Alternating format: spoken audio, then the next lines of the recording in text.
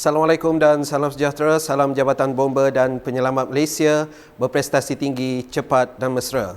Berita terkini Bomba Channel, Isnin 2 Ogos 2021 bersama saya Al-Hafizul. Kita mulakan berita pagi ini dengan statistik panggilan kecemasan harian.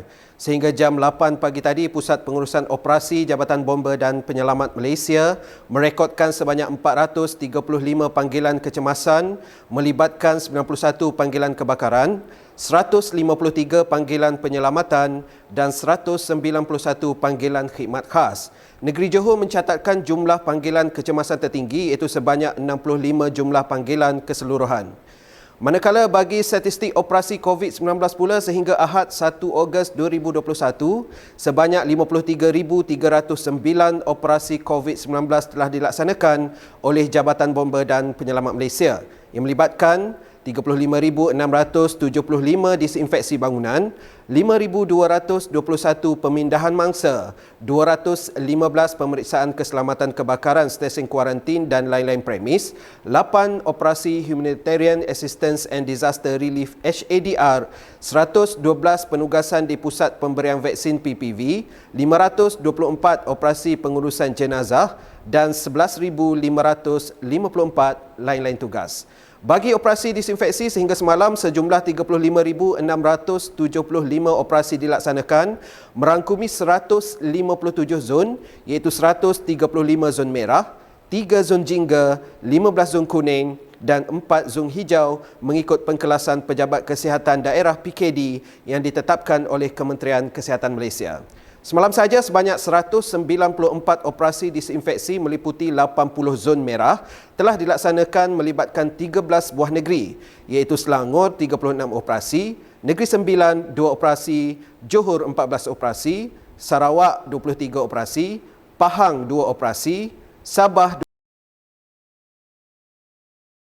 Melaka 20 operasi, Kelantan 8 operasi, Pulau Pinang 6 operasi, Terengganu 7 operasi, Kedah 17 operasi, Perlis 1 operasi serta 3 buah wilayah persekutuan iaitu Kuala Lumpur 8 operasi, Putrajaya 1 operasi dan Labuan 1 operasi.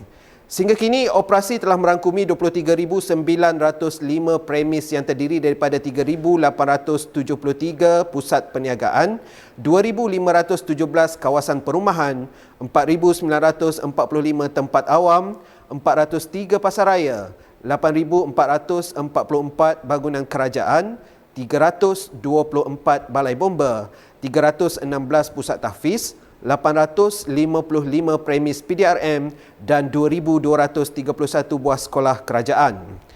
Kita beralih ke laporan insiden. Di Sabah, 2 buah rumah 2 tingkat hangus dijilat api dalam satu kejadian kebakaran di alamat Lorong Tupai 1, Tek Guan Villa, Kota Kinabalu kira-kira jam 12.18 tengah malam semalam. Dalam kejadian tersebut, Pusat Gerakan Operasi Jabatan Bomba dan Penyelamat Malaysia Negeri Sabah telah mengarahkan sepasukan anggota bomba dari Balai Bomba dan Penyelamat Kota Kinabalu untuk hadir ke lokasi kejadian yang terletak kira-kira 4 km dari balai. Menurut Komandan Operasi Penolong Penguasa Bomba Muhammad Hanis bin Mokhtar, setibanya di tempat kejadian, didapati api sedang marak membakar 2 unit rumah dengan struktur kekal berkeluasan kira-kira 60 kali 50 kaki persegi. Pasukan bomba terus melaksanakan kerja-kerja pemadaman sehingga api dapat dikawal pada jam 12.43 tengah malam, di mana operasi pemadaman turut dibantu oleh pasukan bomba dari Balai Bomba dan Penyelamat Lintas dan api berjaya dipadamkan oleh bomba dan operasi ditamatkan pada jam 3.30 pagi. Walau bagaimanapun, kebakaran tidak melibatkan sebarang mangsa dan dilaporkan kehilangan nyawa juga tidak ada berlaku dan punca kebakaran masih dalam siasatan. Sementara itu, di Ipoh, 3 buah rumah yang beralamat di nombor 547, 548 dan 549 Jalan Bekor, Kampung Baru musnah terbakar dalam satu kejadian kebakaran kira-kira jam 7.18 malam tadi. Pusat Gerakan Operasi Jabatan Bomba dan Penyelamat Malaysia Negeri Perak yang dihubungi melalui talian kecemasan telah mengarahkan 6 buah jentera dari Balai Bomba dan Penyelamat Ipoh dan Balai Bomba dan Penyelamat Pasir Putih bersama pasukan bomba sukarela Pekanbaru dan Mengelembu untuk ke lokasi kejadian. Menurut Komandan Operasi, setibanya pasukan bomba di tempat kejadian, operasi pemadaman terus dijalankan sehingga api dapat dipadamkan sepenuhnya pada jam 9.11 malam. Kesemua penghuni rumah berjaya keluar menyelamatkan diri sebelum ketibaan bomba dan tiada kemalangan jiwa dilaporkan. Sementara itu, di Kuala Lumpur, sebuah kereta dilaporkan terbakar sebelum susu masuk Istana Negara, Jalan Tunku Abdul Halim awal pagi semalam. Pusat Gerakan Operasi Jabatan Bomba dan Penyelamat Malaysia Kuala Lumpur telah menerima panggilan kecemasan pada jam 5.40 pagi. Seterusnya menghantar pasukan bomba dari Balai Bomba dan Penyelamat Sri Hartamas bersama satu jentera ke lokasi kejadian.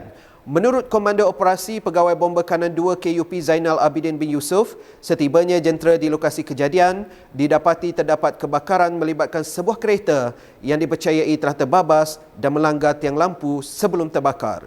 Semasa kerja-kerja pemadaman dilakukan, didapati terdapat seorang mangsa rentung di tempat duduk pemandu. Kebakaran berjaya dikawal sepenuhnya pada jam 6.09 petang dan seterusnya kerja-kerja diserahkan kepada pihak PDRM dan KKM untuk tindakan selanjutnya. Seorang pemandu ambulans dan seorang jururawat berdepan detik cemas apabila ambulans swasta milik MK Ambulance itu terbabas di bahu jalan di kilometer 285 Lebuh Raya Plus arah utara, Perak petang semalam. Dalam kejadian tersebut, Pusat Gerakan Operasi PGO Jabatan Bomba dan Penyelamat Malaysia Negeri Perak yang menerima panggilan melalui talian kecemasan M999 kira-kira jam 5.41 petang terus mengarahkan pasukan keluaran operasi dari Balai Bomba dan Penyelamat Simpang Pulai bersama satu jentera Emergency Medical and Rescue Services EMRS untuk ke lokasi kejadian yang terletak kira-kira 10 km dari balai. Menurut penyelia pasukan, Pegawai Bomba Kanan 2 Johari bin Muhammad, setibanya pihak bomba di tempat kejadian didapati seorang jururawat yang mengalami kecederaan masih tersepit di dalam ambulans tersebut, sementara pemandu ambulans telah keluar dengan sendirinya sebelum ketibaan pihak bomba. Pasukan penyelamat terus bertindak mengeluarkan mangsa dengan menggunakan rescue tool dan kedua-dua mangsa dibawa ke Hospital Ipoh untuk mendapatkan rawatan selanjutnya. Dalam kejadian berasingan, seorang pemandu kereta maut manakala penumpangnya cedera parah dalam satu kejadian kemalangan melibatkan sebuah kereta di Jalan Sidam berhampiran Taman Sidam Lama, Sungai Petani Kedah kira-kira 6.37 petang semalam. Menurut Pusat Gerakan Operasi Jabatan Bomba dan Penyelamat Malaysia Negeri Kedah, pasukan bomba dari Balai Bomba dan Penyelamat Tikam Batu dan Balai Bomba dan Penyelamat Aman Jaya diketuai oleh Pegawai Bomba Kanan 2 Syahrim bin Ismail dan 13 orang anggota telah dikejarkan ke lokasi kejadian. Pasukan bomba yang tiba di lokasi kira-kira 20 minit kemudian mendapati bahawa sebuah kereta Proton Wajah telah terbabas ke bahu jalan.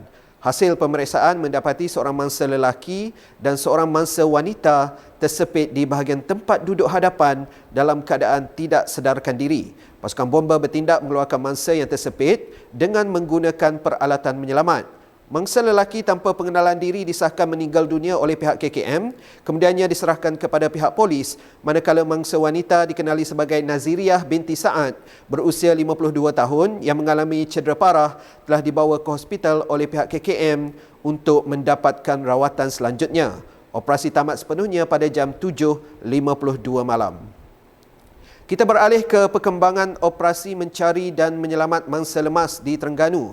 Pasukan mencari dan menyelamat akhirnya menemui mayat pemuda yang dikhawatiri lemas ketika mandi di Sungai Cerul berhampiran Kampung Lubuk Batu, Cukai pada Sabtu lalu. Mayat mangsa Muhammad Syafiq Abdullah, 20 tahun, yang dihanyutkan arus deras sungai itu semalam, ditemui oleh pasukan mencari dan menyelamat kira-kira pukul 5.15 petang semalam. Ketua Zon 2 Jabatan Bomba dan Penyelamat Malaysia Negeri Terengganu, Penguasa Kanam Bomba 2 Azman bin Alias berkata, mayat mangsa yang lengkap berpakaian telah dijumpai terapung pada kedudukan kira-kira 20 meter dari lokasi mangsa dilaporkan hilang. Menurut beliau, mayat mangsa timbul selepas pasukan mencari dan menyelamat melakukan teknik olah air menggunakan bot. Sebaik dibawa ke tebing sungai, mayat mangsa diserahkan kepada pihak polis dan terus dihantar ke unit forensik Hospital Kemaman untuk dibedah siasat. Seorang lelaki warga Perancis ditemui mati dalam bilik air rumahnya beralamat di C 15-14 Seri Maya Kondominium, Jalan Jelatik, Taman Keramat petang semalam. Pasukan bomba dari Balai Bomba dan Penyelamat Ampang diketuai oleh Pegawai Bomba Kanan 2 Abdul Rashid bin Abdul Rahman bersama 9 orang anggota telah dipanggil oleh pihak polis untuk mendapatkan bantuan untuk mengangkat mayat mangsa. Mangsa dikenali sebagai Gianni John Paul, berusia 76 tahun, dianggarkan telah meninggal dunia sejak 7 hari yang lalu. Mayat mangsa diserahkan kepada pihak polis untuk tindakan selanjutnya. Sementara itu, di Negeri Sembilan, kerisauan seorang jiran yang menyedari seorang wanita warga emas tidak kelihatan selama 3 hari terjawab apabila mangsa ditemui mati di dalam bilik air rumahnya di alamat nombor 454 Jalan Kemboja 7, Taman Megawai Sikamat, Seremban, tengah hari semalam. Dalam kejadian tersebut, pihak bomba telah menerima panggilan bagi insiden terkunci di dalam rumah dan terus menghantar pasukan anggota dari Balai Bomba dan Penyelamat Seremban diketuai oleh Pegawai Bomba Kanan 2 Azizul. Setibanya di tempat kejadian, pasukan bomba telah menjalankan pemeriksaan dan mendapati rumah tersebut terkunci dari dalam. Pihak bomba telah diarahkan oleh pihak polis untuk membuat pemeriksaan di bahagian dalam rumah dengan memecahkan pintu rumah tersebut dan seterusnya berjaya menjumpai mangsa dalam keadaan terbaring dan tidak sedarkan diri di dalam bilik air. Mangsa perempuan warga emas berbangsa Cina berusia 80 tahun itu kemudiannya diserahkan kepada pihak KKM dan polis untuk tindakan selanjutnya. Sabtu lalu di Tangkak, Johor, seorang lelaki nekat melakukan cubaan bunuh diri dengan menikam bahagian perutnya dengan menggunakan sebilah pisau. Pusat Gerakan Operasi PGO Negeri Johor menerima panggilan kecemasan melalui talian MES 999 kira-kira jam 3.24 petang. Kejadian berlaku di Kampung Parit Ponorogo, Parit Bunga, Sungai Mati, Tangkak. 1 jentera LFRT dan 1 jentera EMRS dari Balai Bomba dan Penyelamat Tangkak dengan kekuatan keseluruhan seramai 9 orang anggota telah dihantar ke tempat kejadian. Komander Operasi Penolong Penguasa Bomba Rafi'ah binti Aziz berkata, setibanya pasukan keluaran operasi PKO di tempat kejadian, didapati terdapat seorang lelaki berumur 48 tahun berada dalam keadaan separuh sedar dan telah mengalami kecederaan di bahagian perut, dipercayai akibat cubaan untuk membunuh diri.